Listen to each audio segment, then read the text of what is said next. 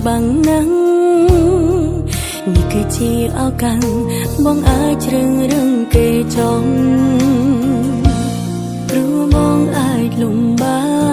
កក្នុងការថែបេះដូងស្មោសម្រាប់អូនតែម្នាក់បងត្រូវចែកចាយឲ្យអ្នកផ្សេងនៅមិនឃើញមនុស្សក្បែរខ្លួនបងចូលចិត្តលួចលាចូលចិត្តលេងសើចតែគេចង់បានបងមែនតែបើគេល្អបងយកគេទៅធំរៀងឈំនៅតែផ្លូវ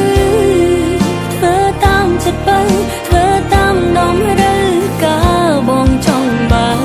ឲ្យបងទៅមិនមែនមិនឈឺតែអូនដឹងថាអូនមិនគួរហើមស្ទើរក្រុមយ៉ាងព្រោះអូនល្អមិនដល់គេ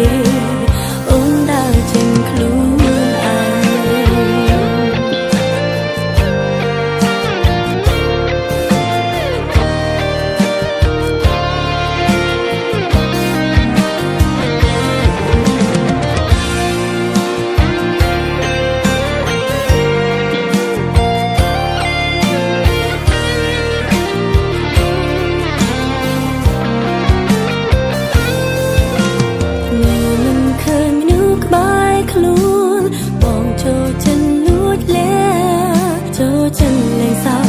គេចង់